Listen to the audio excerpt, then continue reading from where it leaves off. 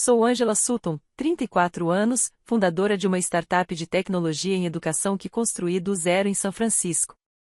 Meu avô, meu alicerce, faleceu há 6 meses, deixando um vazio que nada poderia preencher. Ele era meu maior incentivador, aquele que acreditava em mim quando minha própria família não acreditava.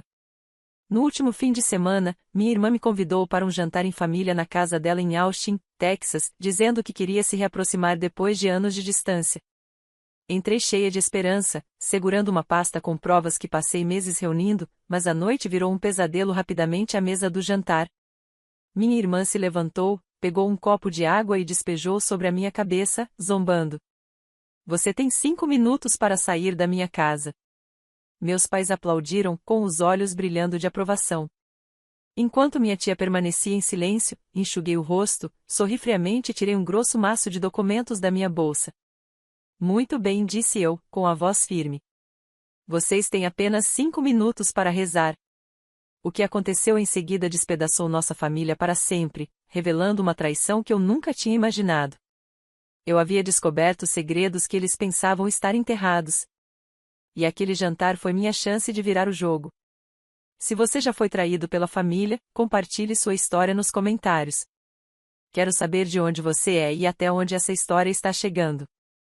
Crescendo em Austin, meu avô foi meu porto seguro depois do divórcio dos meus pais, quando eu tinha 8 anos. O vovô Melvin era dono de uma pequena cafeteria no centro, um ponto onde os moradores se reuniam para cafés fortes e conversas ainda mais intensas. Ele assumiu o papel de pai que eu precisava. Me ensinava sobre negócios enquanto eu ajudava no balcão. Fins de semana significavam organizar as prateleiras ou mexer no velho computador que ele guardava nos fundos. Foi ali que me apaixonei por programação, sonhando com maneiras de deixar a cafeteria mais eficiente, como criar um sistema de pedidos online para os clientes fiéis. Minha irmã sempre seguiu um caminho diferente. Era aluna exemplar, tirava notas perfeitas e ganhava prêmios de design na escola. Mas carregava uma certa mágoa silenciosa. O vovô Melvin elogiava minhas ideias de tecnologia nas visitas de família, dizendo: Angela enxerga o futuro, isso é um domingo. Brandi franzia a testa e cochichava para a mamãe.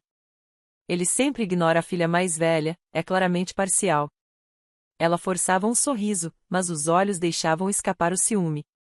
Uma vez, depois que ele passou a tarde me mostrando como consertar a máquina de expresso com um timer digital que eu tinha instalado, ela explodiu comigo, acusando-me de roubar a atenção dele. As conquistas dela em artes nunca recebiam o mesmo brilho dos elogios do vovô. Já meus pais se inclinavam para o lado dela. Linda costumava dizer: a DRY é prática. Vai construir algo de verdade. Wayne apenas concordava, descartando minhas experiências no computador como uma fase passageira. Eles celebravam os boletins dela com grandes jantares, enquanto minhas notas medianas recebiam apenas um encolher de ombros. A tia Sheila percebia a tensão, mas se mantinha neutra. Muitas vezes mudava de assunto nos feriados para evitar brigas. Morava perto e aparecia na cafeteria de vez em quando, mas nunca tomava partido. Dizia apenas que famílias têm suas dinâmicas.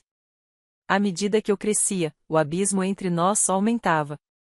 Passei vários verões na cafeteria aprendendo com o vovô Melvin sobre serviço comunitário, como doar café para eventos locais. Ele via potencial no meu hobby de programação e me incentivava a seguir esse caminho. Brandi, por outro lado, se dedicava aos seus esboços de design de interiores, conseguindo estágio cedo, mas reclamava em particular de como o vovô parecia favorecer minhas coisas estranhas de tecnologia. Uma noite, depois que compartilhei uma ideia de aplicativo para controlar o estoque de café, ele me abraçou e disse: Você vai mudar as coisas, menina. Quando completei 24 anos, decidi deixar Austin e ir para São Francisco. Minha família foi contra. Linda chorou, dizendo que eu estava abandonando minhas raízes. Wayne me chamou de irresponsável. Parte de mim se perguntava se a oposição deles era preocupação genuína ou apenas uma forma de me manter presa na minha zona de conforto. Brandi me deu sermões sobre estar desperdiçando tempo correndo atrás de sonhos. A tia Sheila ficou em silêncio, acenando de forma neutra na despedida. Apenas o vovô Melvin me apoiou na noite anterior à minha partida. Ele me entregou um envelope com $5.000, economizados da cafeteria. Construa algo significativo, sussurrou, me abraçando forte. Esse dinheiro foi o que me deu o primeiro impulso. E, enquanto dirigia para fora de Austin, prometi a mim mesma que o faria sentir orgulho de mim. Com o apoio do vovô Melvin em mente, mergulhei de cabeça na construção da minha startup de educação em São Francisco. Os $5.000 que ele me deu cobriram meu primeiro aluguel e o upgrade do laptop, permitindo que eu criasse cursos online para pequenos negócios. Em poucos anos, a empresa cresceu para 20 funcionários e passou a valer vários milhões. Eu me concentrei em criar ferramentas que ajudassem lojas como a dele a se adaptar aos métodos digitais de ensino. Durante todo esse tempo, ligava para ele todos os domingos, compartilhando novidades sobre recursos ou novos clientes. Ele ria e dizia: "Essa é a minha garota." Transformávamos pausas para o café em verdadeiras aulas. Cerca de um ano atrás, a voz dele começou a mudar durante essas ligações. Repetia histórias ou esquecia detalhes da nossa última conversa. Eu me ofereci para voar de volta a Austin, mas ele minimizava, dizendo que só estava desacelerando. Eu deveria ter insistido mais. Enviei presentes, como um tablet personalizado para gerenciar pedidos da cafeteria à distância, mas Brand começou a aparecer cada vez mais na loja. Pelo pouco que ele comentava, ela restringia minhas visitas, alegando que ele precisava descansar do estresse das viagens. Quando tentei ligar diretamente para a cafeteria, os funcionários disseram que ela agora cuidava de toda a agenda dele, já que a saúde estava piorando. As ligações ficaram mais curtas. Ele tomava remédios fortes para artrite, do tipo que deixam a mente confusa. Brand assumiu as consultas médicas e o acesso ao banco, dizendo que era mais fácil já que morava perto. A tia Sheila sabia das mudanças, mas permaneceu em silêncio, me dizendo em uma rara ligação que era melhor não mexer nas coisas. 6 meses atrás, recebi a notícia devastadora: o vovô Melvin havia falecido enquanto dormia. Voei para Austin imediatamente, entorpecida pelo arrependimento.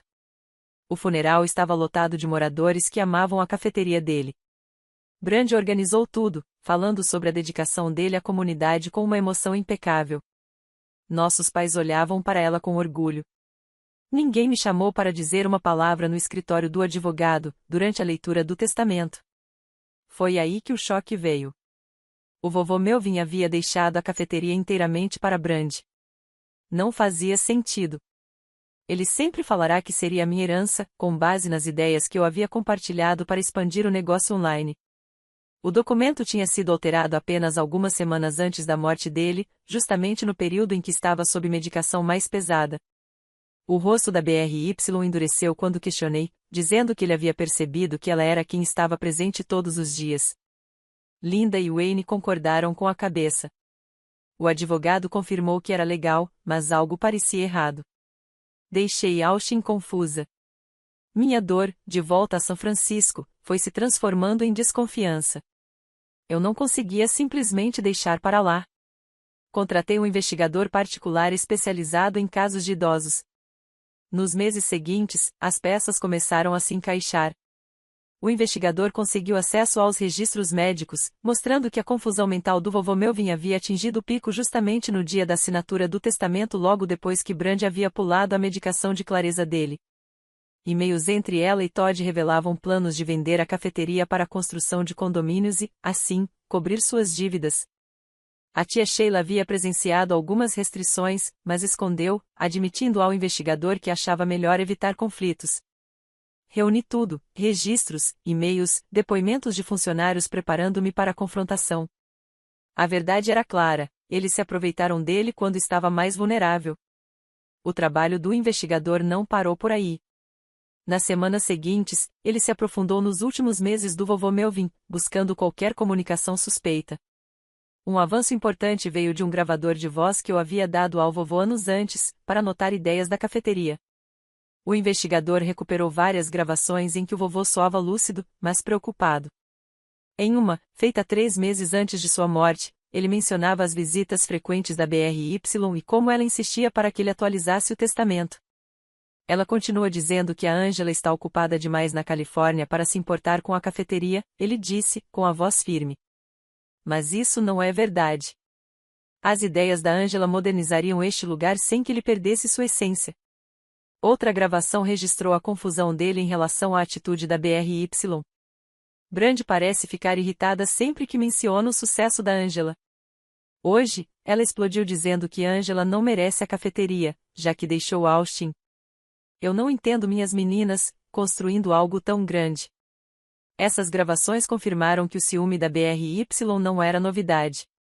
O investigador também encontrou e-mails entre Brandi e Todd sobre a propriedade da cafeteria.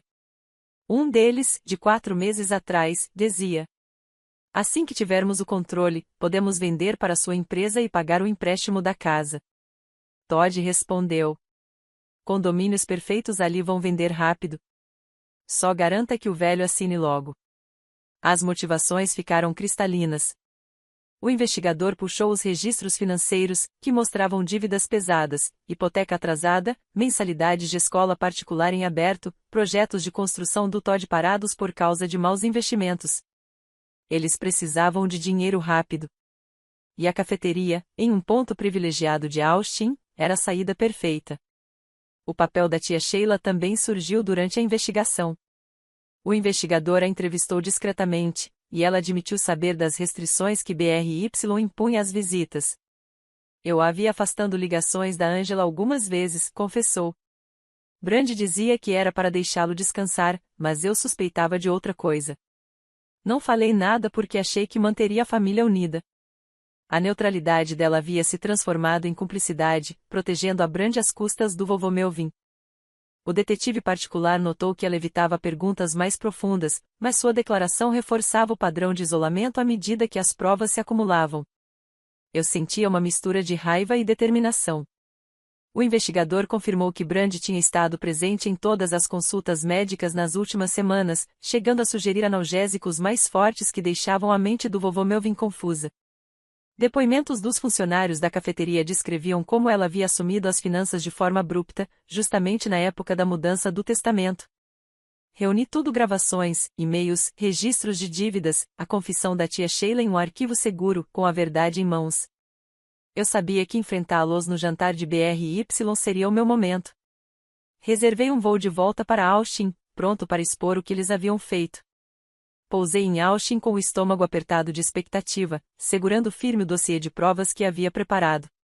A casa de BRY, em um bairro de alto padrão, transbordava sucesso. Um design moderno e elegante, jardim impecável e um SUV brilhante estacionado na frente. Toquei a campainha, sentindo o peso das minhas descobertas pressionar o peito. Minha irmã abriu a porta, vestida em um traje sob medida, o sorriso forçado, mas cuidadosamente treinado. Ela me conduziu até a sala de jantar, onde uma mesa de carvalho polido estava posta para 5 pessoas. Linda e Wayne se sentavam rígidos, seus rostos mostrando uma mistura de desconforto e expectativa. A tia Sheila fez um leve aceno de cabeça, com a expressão indecifrável. Quando nos acomodamos, o ar ficou pesado, como se uma tempestade estivesse prestes a estourar. A refeição começou com conversa fiada sobre o clima, minha vida em São Francisco cuidadosamente descrita, sem jamais tocar em nada realmente importante. Então Brandi pigarreou, os olhos afiados de propósito. Tomamos uma decisão, anunciou, lançando um olhar a Todd em busca de apoio. O terreno da cafeteria é valioso demais para ficar parado. Vamos vendê-lo para a empresa do Todd, que vai construir um condomínio. É o movimento mais inteligente. Uma parte de mim se perguntou se aquilo era realmente inteligente para a família ou apenas mais uma forma dela afirmar controle. Meu garfo parou no ar. A cafeteria do vovô Melvin, o coração da comunidade em Austin, reduzida a um lucro rápido. Coloquei o garfo sobre o prato, mantendo a voz firme. Essa cafeteria tem prosperado por décadas. O vovô queria que ela fosse preservada, não demolida. O sorriso de BRY se estreitou. Você não está aqui, Angela. Não cabe a você decidir o que é melhor. Todd entrou na conversa, com um tom presunçoso. O mercado está em alta, os condomínios vão render milhões. Eu retruquei, a voz subindo um pouco. Milhões para quem? Para cobrir suas dívidas? Linda se intrometeu, cortante. Não seja egoísta. A BRY está pensando na família. Wayne assentiu, acrescentando. É um progresso prático. Fiquei me perguntando se eles realmente se importavam com o legado do vovô ou se só enxergavam o ganho financeiro. A tia Sheila permaneceu em silêncio, os olhos fixos no prato. O ambiente estalava de tensão quando insisti. O legado do vovô não é um caixa eletrônico. Ele confiou a mim aquela cafeteria. Brandi se levantou de repente, o rosto corado. Confiou em você? Você o abandonou para ir viver na Califórnia. Ela pegou um copo d'água e despejou sobre minha cabeça, o líquido gelado escorrendo pelo meu rosto. Você tem 5 minutos para sair da minha casa, disparou, a voz carregada de veneno. Linda aplaudiu, os olhos brilhando de aprovação. Wayne se juntou, batendo palmas devagar, um eco de apoio. A tia Sheila não se moveu, o silêncio dela era ensurdecedor. Enxuguei o rosto, o coração acelerado, mas a determinação firme. Eles achavam que tinham me humilhado, que eu iria sair envergonhada. Estavam enganados. Passei a mão no cabelo molhado, mantendo a compostura. O ambiente ficou suspenso em um silêncio pesado enquanto alcancei minha bolsa e puxei o arquivo grosso. Vamos ver como é a verdade, declarei com calma, batendo o volume sobre a mesa. O sorriso triunfante de BRY desapareceu quando viu a etiqueta. Abri o arquivo. Começando pelos registros médicos. Eles mostram que a confusão do vovô Melvin atingiu o auge no dia em que ele assinou o Novo Testamento. Analgésicos fortes. Doses de clareza puladas logo depois que você, Brandi, assumiu as consultas. Os olhos de BRY se arregalaram. Isso não é. Eu a cortei, puxando a página seguinte. E aqui está o gravador que entreguei a ele. Escutem essa entrada, feita 3 meses antes de morrer. Dei play. A voz do vovô Melvin encheu o ambiente. BRY está pressionando forte sobre a cafeteria hoje. Diz que Angela não merece ficar com ela, já que foi embora. Mas as ideias da Angela manteriam este lugar vivo. A gravação terminou, e eu vi o rosto de BRY perder a cor. Ele sabia que você estava com ciúmes. Mesmo assim, Todd se remexeu desconfortável, a confiança começando a ruir. Passei então para os e-mails. Estas mensagens entre você e Todd planejam a venda antes mesmo do vovô Melvin partir. Assim que tivermos o controle, transformamos em condomínios para cobrir os empréstimos. Você escreveu, suas dívidas estão todas aqui. Hipoteca atrasada, mensalidades da escola, projetos parados. Linda ofegou, as mãos que antes aplaudiam agora cerradas. Wayne evitou meu olhar. A tia Sheila finalmente falou, a voz baixa. Eu sabia sobre as restrições de visitas. Brandi me pediu para apoiá-la. Disse que era para o descanso dele. Eu aceitei para manter a paz, mas via as mudanças. Brandi afundou na cadeira, a raiva se transformando em desespero. Por favor, Angela, podemos dividir 50-50. Fique com metade do valor ou até mesmo com a cafeteria, se quiser. Estávamos nos afogando em contas, a casa, as escolas das crianças. A voz dela se quebrou enquanto implorava, os olhos suplicantes. Todd colocou a mão no ombro dela, mas logo retirou. Eu não tive envolvimento com o testamento, disse, defensivo. Minha parte era só o desenvolvimento depois. Se houve problema, foi com ela. Ele lançou um olhar para o celular, já pensando em advogado. A mudança foi imediata, a frente unida desmoronou em autopreservação. Linda tentou intervir. Nós não sabíamos dos detalhes. Mas balancei a cabeça. Todos vocês permitiram. Wayne permaneceu em silêncio, a aprovação de antes desaparecida. A tia Sheila parecia arrependida, mas não os defendeu mais. À medida que as provas pesavam sobre eles, os pedidos de BRY ficavam cada vez mais frenéticos. Parte de mim se perguntava, seriam eles realmente tão culpados assim? Ou eu estaria exagerando as falhas para consolidar minha vitória? Vamos destruir os planos. Só não torne isso público, implorou. Fechei o arquivo com um estalo. Já é tarde. O promotor tem cópias. Esperem a ligação amanhã. O promotor agiu rápido depois que entreguei as provas. Em poucas semanas, todos os envolvidos foram entrevistados e Brandi foi formalmente acusada por influência indevida e por se aproveitar de um idoso vulnerável. O Tribunal de Sucessões também foi ágil, invalidando o testamento alterado com base nos registros médicos e nas gravações. As vontades originais do vovô Melvin prevaleceram. A cafeteria era minha. Receber as chaves teve um gosto agridoce. Ao destrancar a porta em Austin, o cheiro familiar de café moído me envolveu como uma onda de lembranças. A queda de Bry foi imediata. Ela aceitou um acordo para evitar julgamento, recebendo liberdade condicional e serviço comunitário. Sua firma de design de interiores a dispensou de imediato, citando preocupações éticas em nota pública. Os clientes cancelaram contratos, deixando-a sem trabalho. Todd pediu o divórcio dias depois das acusações, alegando não saber nada sobre a mudança do testamento. Sua construtora enfrentou forte escrutínio, e investidores se retiraram diante do escândalo. Em poucos meses, a falência veio, e os projetos ficaram parados. Linda e Wayne se afastaram da vida social. A comunidade unida de Austin esfriou assim que os detalhes vieram à tona. Vizinhos que antes frequentavam a cafeteria sussurravam sobre o papel deles em permitir aquilo. Perderam convites para encontros e eventos da igreja, vivendo isolados em sua casa no subúrbio. A tia Sheila ligou uma vez, admitindo que seu silêncio tinha sido errado. Mas eu não respondi. A cumplicidade dela doía fundo demais. Bloqueei todos. Sem mais ligações, sem e-mails, sem vínculos com aquela toxicidade. Doeu no começo, mas a liberdade superou a dor. Com a cafeteria segura, passei a dividir meu tempo entre São Francisco e Austin.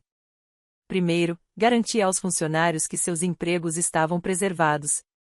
Muitos haviam trabalhado com o vovô Melvin por anos, compartilhando histórias de sua bondade. Expandimos com minhas ideias, pedidos online para retirada, aulas comunitárias sobre técnicas de preparo. Os moradores se mobilizaram com uma campanha de salve à cafeteria, doando tempo para as reformas. Criei um espaço de oficinas para sessões gratuitas, ensinando crianças sobre negócios, assim como o vovô Melvin me ensinou. O lugar prosperou, unindo a tradição a toques modernos. Os clientes assíduos se tornaram como família, parando para conversar enquanto tomavam um café. Numa noite, um cliente de longa data disse: "Seu avô teria orgulho de você." Assenti, sentindo a presença dele em cada xícara servida.